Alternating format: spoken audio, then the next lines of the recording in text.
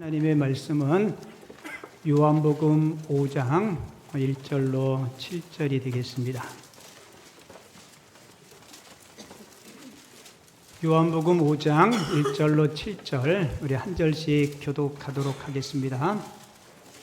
그 후에 유대인의 명절이 되어 예수께서 예루살렘에 올라가시니라. 히브리 말로 베데스라 하는 못이 있는데 거기 행각 5이 있고 그 안에 많은 병자, 맹인, 다리 저는 사람, 혈기 마른 사람들이 누워 물의 움직임을 기다리니 가끔 못에 내려와 물을 움직이게 하는데 움직인 후에 먼저 들어가는 자는 어떤 병에 걸렸든지 낫게 되밀어라. 우리 5절, 6절, 7절은 같이 읽죠. 거기 38배 된 병자가 있더라. 예수께서 그 누운 것을 보시고 병이 벌써 오래된 줄 아시고 이르시되 내가 낫고자 하느냐. 병자가 대답하되 주여 우리 움직일 때에 나를 못에 넣어주는 사람이 없어 내가 가는 동안에 다른 사람이 먼저 내려가나이다. 아멘. 오늘 읽은 본문 말씀을 가지고 나를 못에 넣어줄이라는 제목으로 하나님이 주시는 은혜를 함께 나누도록 하겠습니다. 여러분에게 질문 하나 드릴 테니까요. 질문지를 읽고 마음속으로 한번 생각해 보세요. 내가 아무것도 할 수 없을 때 나를 도와줄 수 있는 세 사람이 누굴까? 내가 병이 들든 사고가 생기든 다시 문제 뒤로 빠꾸 내가 아무것도 할 수 없을 때 나를 도와줄 수 있는 세 사람 생각나죠? 아마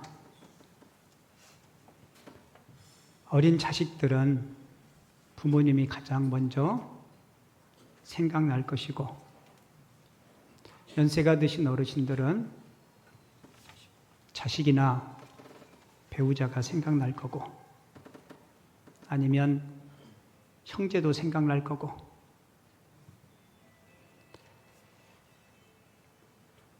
어느 할아버지가 갑자기 심장마비로 돌아가셨는데 이제 일반 병실에서 돌아가시면 영안실로 모시잖아요. 흰 보자기를 씌워서 쭉 밀고 가는데 할머니가 뒤따라와요. 근데 이 할아버지가 깨어났는데 이 말 소리가 안 나와요. 그래서 어떻게 해서 할머니하고 눈이 마주쳤는데 나 살아났다고 그렇게 이야기하니까 침대볼을 확 덮으면서 의사 선생님이 당신 죽었대. 그러면서 침대볼을 확 덮었다고 하는데 우리 교우들은 그렇지 않을 거예요. 두 번째 질문 드릴게요. 내가 아무것도 할 수 없을 때 우리 가족이 아니고 나와 내 가족을 책임져 줄 수 있는 사람이 있습니까?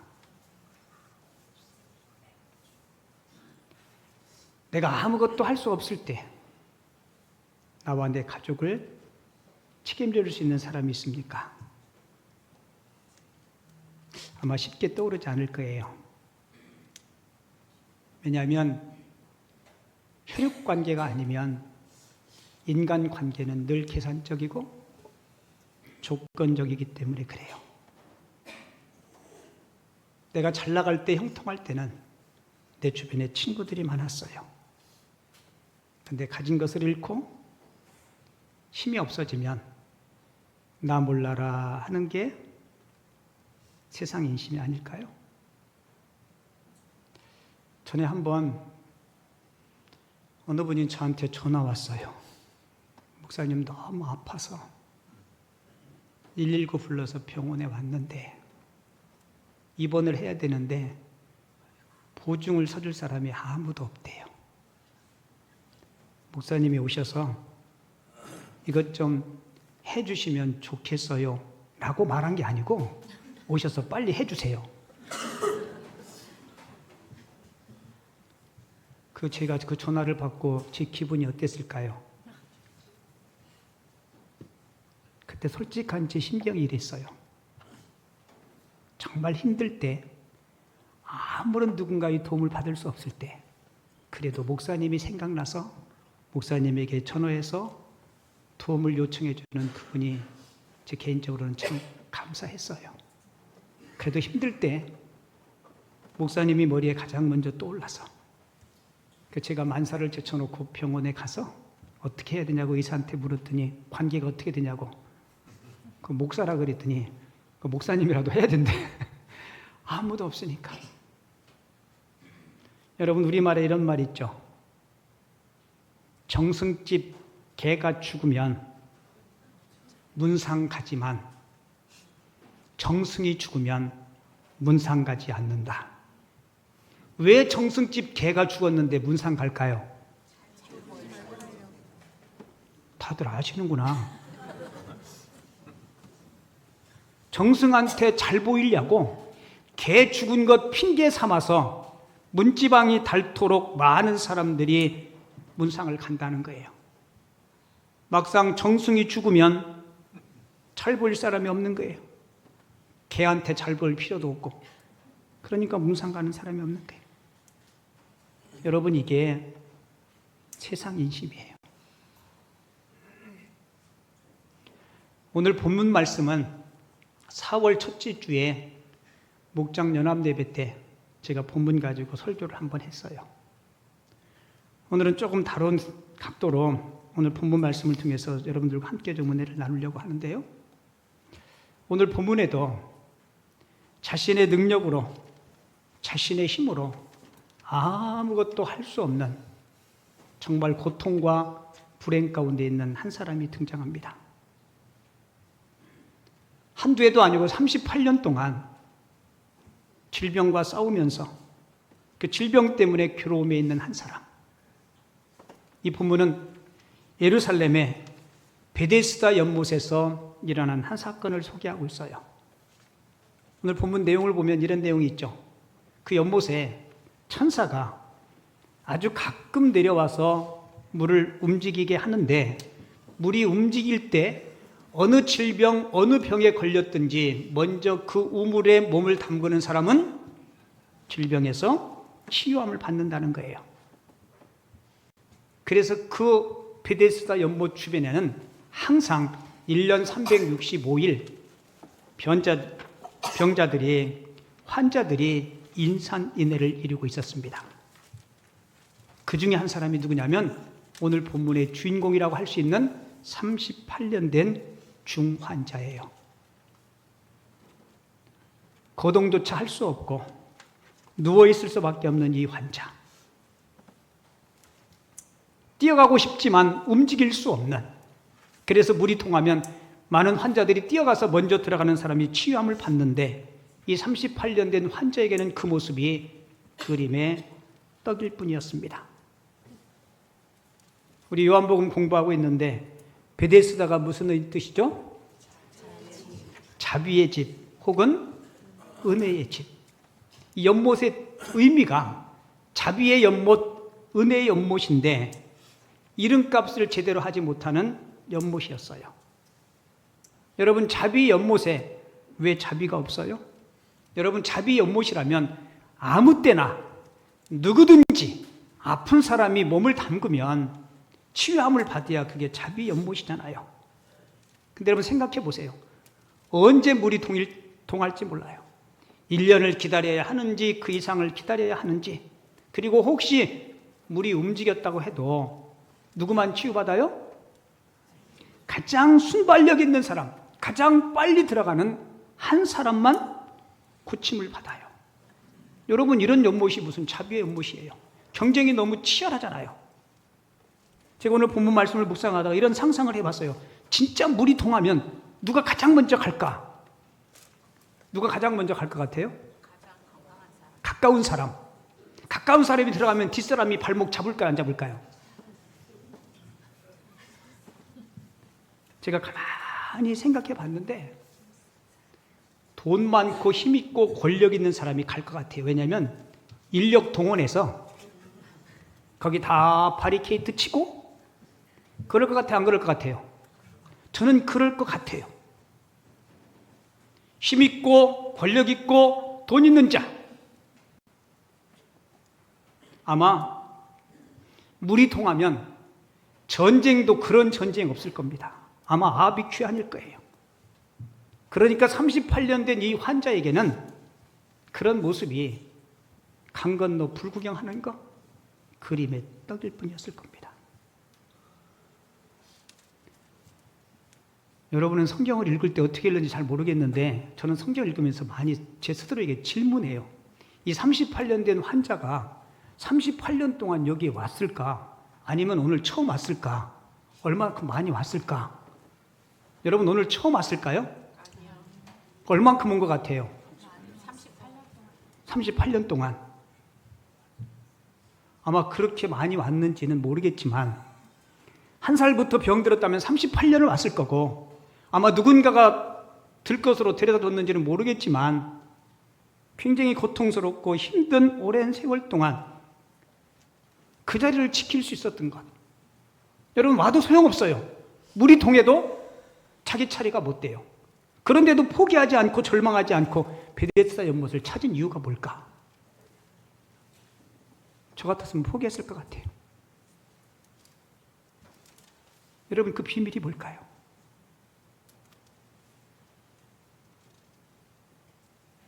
그 비밀은 이 사람 마음속에 있는 믿음과 소망이었습니다.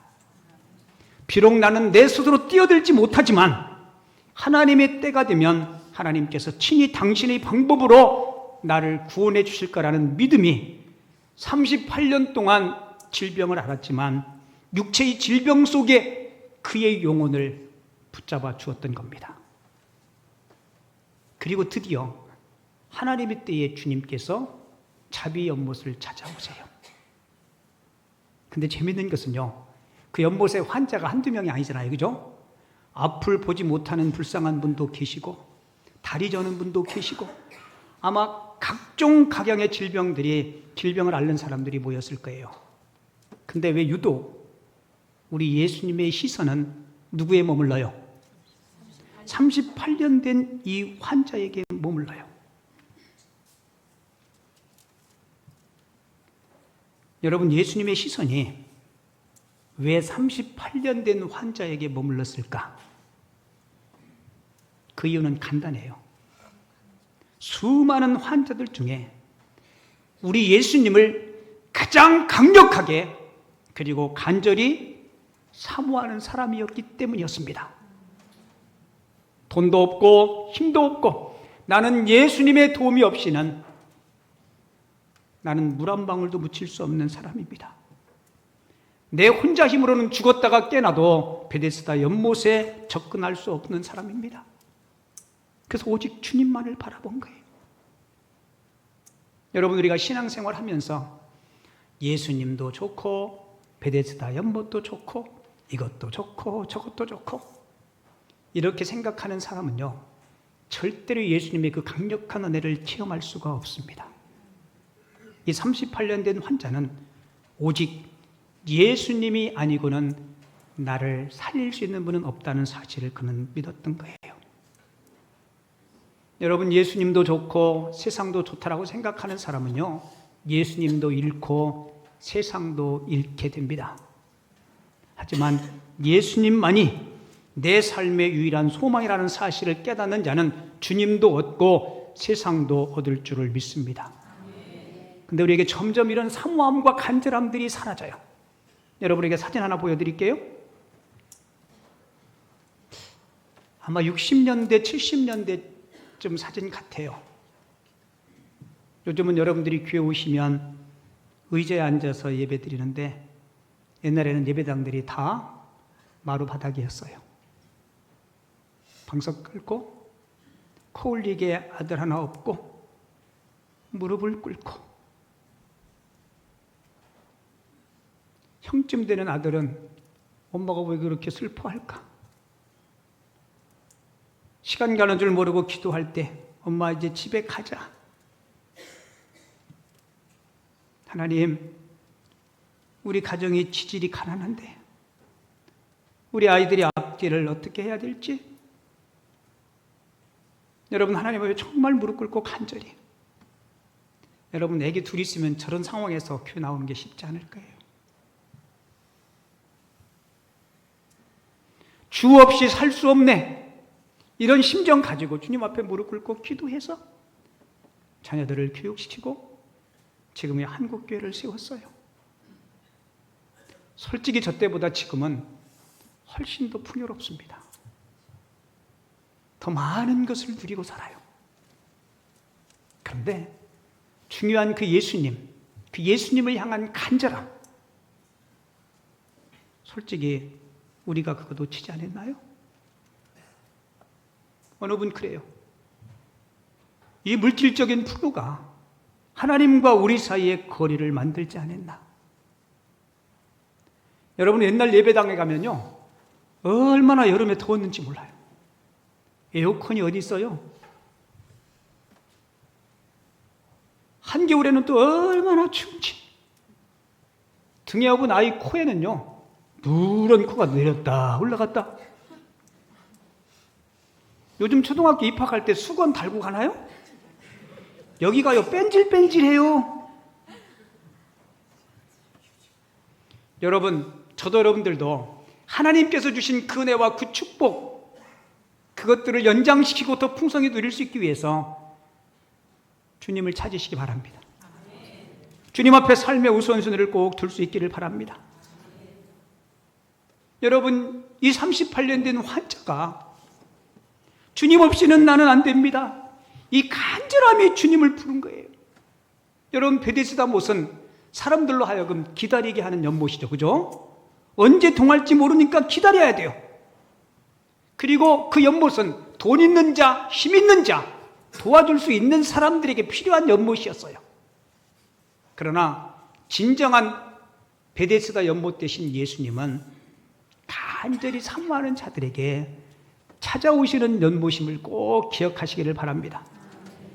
내 삶이 힘들고 어렵고 차가운 인생의 겨울이 올 때, 주님을 찾아갈 수 없는 힘조차 없을 때 주님은 우리를 기억하시고 우리를 찾아오셔서 우리의 이름을 불러주시고 이렇게 말씀한 겁니다.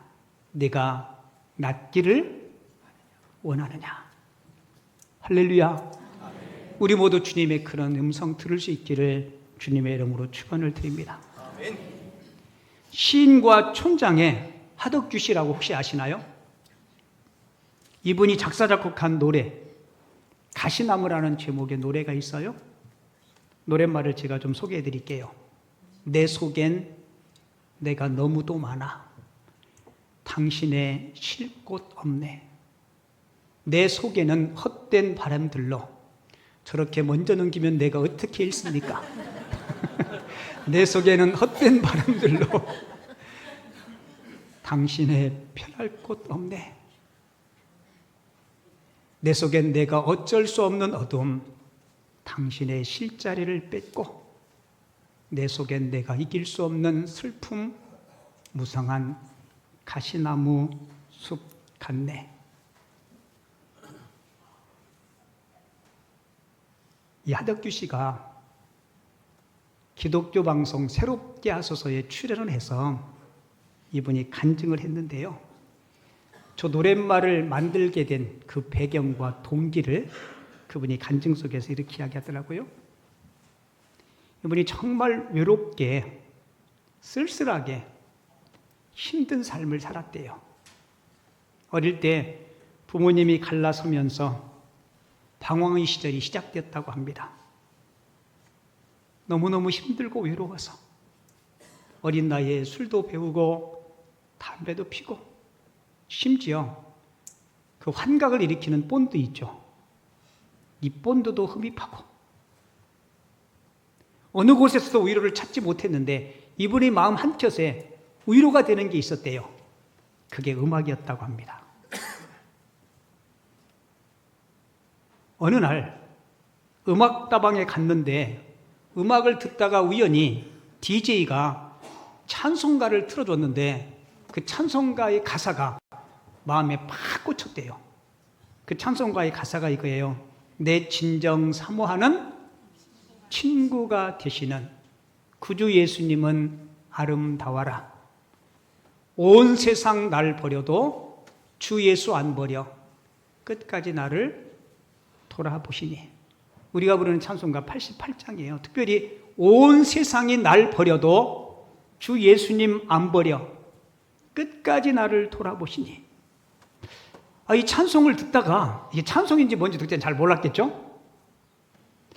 내 부모도 나를 포기하고 세상도 친구도 나를 다 버렸는데 도대체 예수님이라는 분이 누구길래 나를 끝까지 안 버리시고 나를 책임져 주시는가? 그 예수님이 궁금한 거예요. 그래서 이분이 교회를 나가기 시작했답니다. 교회 가서 예수님이 누군지 좀 알아보려고. 그런 과정 속에 이분이 하나님을 영접하게 돼요. 신앙심이 생기게 된 겁니다. 그 어두운 통로를 지나고 소망으로 외로움에서 기쁨을 경험하게 돼요. 세상에 나를 버리지 않는 분이 계시는구나. 여러분, 구약 이사야 49장 15절에 보면 이런 말씀이 있죠. 여인이 어찌 그 젖먹는 자식을 잊겠으며 자기 태어난 아들을 긍휼히 여기지 않겠느냐. 같이 읽어볼까요? 그들은 혹시 잊을지라도 나는 너를 잊지 아니할 것이라. 여러분, 세상에서 가장 아름다운 사랑을 소개할 때 젖먹이는 어머니의 사랑을 소개하고 계신데요. 사실 우리 하나님의 사랑을 이 어머니의 사랑과 빗대어서 우리에게 소개해줘요. 이사야 선지자는 혹시 젖먹이는 어미가 자식을 잊을지라도 우리 전능하신 하나님은 영원히 우리를 뭐 한다고요? 잊지 않는다는 거예요. 여러분, 하덕규 씨가 이 사실을 깨닫고 이 노랫말을 썼는데요. 내 속엔 내가 너무도 많아. 여러분, 그 가시나무 가사에는 하나님이나 예수님이나 신앙에 대한 용어는 단 한 글자도 없습니다. 그런데 그 노랫말을 천천히 살펴보면 하덕규 씨는 자기 신앙 고백을 하는 거예요. 사랑하는 하나님 앞에서 아직도 죄를 짓고 원하는 것만 쫓아가는 나 자신을 하나님께 미안하다는 고백이 이 노랫말 가사에 담겨 있어요. 내 안엔 내가 너무도 많아. 당신이 쉴 곳 없네. 그 당신이 누구예요? 예수님이에요. 예수님의 말씀이 내 안에 내가 너무 커서 내 마음 가운데 내 삶 가운데 머물 수가 없다는 거예요. 이 하덕규 씨가 작사 작곡가 노래를 조성모 씨가 불렀는데요. 그 조성모 씨가 부른 가시나무 잠깐 한 3분 정도인데 그 동영상 한번 잠깐 보겠습니다. 제가 한 주 동안 설교 준비하면서 저 노래를 많이 들었어요. 오늘도 3번째 듣는데요. 저 노랫말이 내 마음에, 어쩌면 여러분들이 마음에 우리 자신을 좀 한번 성찰해 볼 수 있는 그런 노랫말이 아닌가라는 생각이 들어요. 내 안에 내 이기심, 내 욕심, 내 잘못된 가치관, 내 안에 너무 꽉 차 있어서 우리 주님이 접근조차 할 수 없는 신앙생활 30년, 40년, 50년 했음에도 불구하고 교회 형제 자매들, 교회 공동체 안에서 때로는 바늘 하나 들어갈 수 없는 그 막막한 나의 마음들, 한평생 살을 맞다고 살아온 우리 부부들, 부모와 자식들,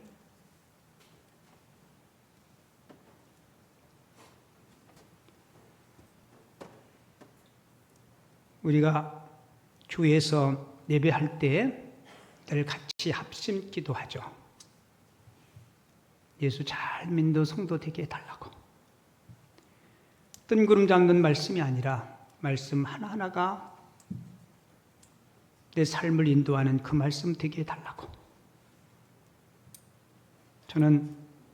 저도 여러분들도 그랬으면 좋겠어요. 내 안에 추악한 내가 가득하지 않고 우리 예수님과 그분의 은혜와 그분의 말씀이 내 심령 가운데 가득해서 다른 사람이 허물이 있을 때 덮어줄 수 있는 그런 여유로움과 그런 풍성한 사랑이 우리 가운데 가득했으면 좋겠습니다. 근데 우리는 정말 사소한 일에 목숨 걸 때가 너무 많아요. 내가 주님 앞에 용서받은 그 용서의 양이 얼마나 큰데 우리는 자꾸 사소한 일에 목숨 걸고 미워하고 증오하고.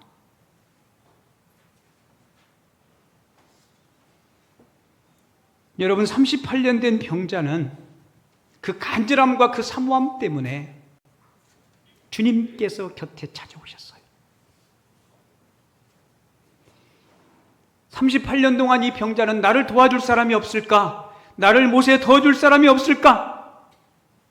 한평생 누군가가 못에 넣어주어야 내 질병과 아픔이 치유될 줄 알았어요. 하지만 진정한 베데스다 되시는 예수님은 이 환자 곁에 오셔서 물 한 방울 그에게 묻히지 않고 그를 치유해 주셨습니다. 여러분, 우리 주님이 그런 분이세요. 그 주님은 멀리 계시는 분이 아니십니다. 여러분 곁에 와 계시지만 와 계신 진정한 베데스다를 찾지 못하고 베데스다를 주님을 기다리고 계시지 않습니까? 여러분, 주님은 자신을 간절히 사모하는 자, 찾는 자들에게 찾아오시는 주님이심을 꼭 기억하시기 바랍니다. 여러분들이 생활이 넉넉하든 부족함이 없든 어떤 상황과 여건을 초월해서 가난하든 부유하든 우리는 주님 없이 참된 만족을 누릴 수 없어요. 복음서에 보면 12해를 혈류증으로 앓았던 여인이 12년 동안 하혈병을 앓았으니까 지금처럼 병원 혜택이 좋아서 수혈받지도 못했을 거예요. 얼굴이 창백하고 걸을 힘조차 없는데 예수님의 옷자락만 잡아도 내 질병이 나을 거라는 그 간절함 때문에 이 여인이 치유함을 받지 않습니까? 주님께서 누가 내 옷자락 만졌냐 물을 때 제자들이 뭐라고 얘기해요?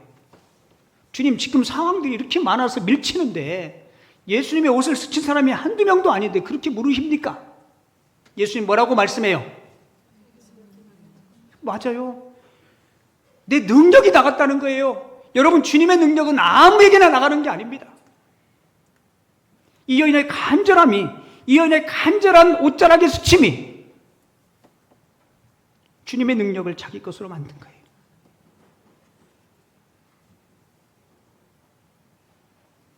여러분은 얼마나 간절함이 있습니까?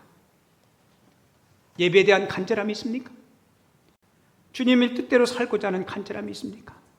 아니면 내가 주님의 뜻대로 살지 못하는 그런 나의 모습에 부끄러워서 주님 앞에 무릎 꿇고 기도하는 그런 간절함이 있습니까? 솔직히 저도 우리들도 많이 그런 거 없어진 것 같아요. 정말로 사랑하는 우리 성도님들, 진정한 베데스다 연못 되신 우리 주님께 우리 몸과 여러분들의 가정과 우리 김포남현교회 공동체를 푹 담글 수 있기를 바랍니다. 그래서 우리 모두 우리를 찾아오시고 따뜻하게 위로해 주시는 그 주님 때문에 우리 마음의 평안함과 여러분들의 가정의 어려움들이 회복되고 치유되고 그 은혜를 누릴 수 있는 우리 모든 성도님들 되어줄 수 있기를 주님의 이름으로 축원을 드립니다.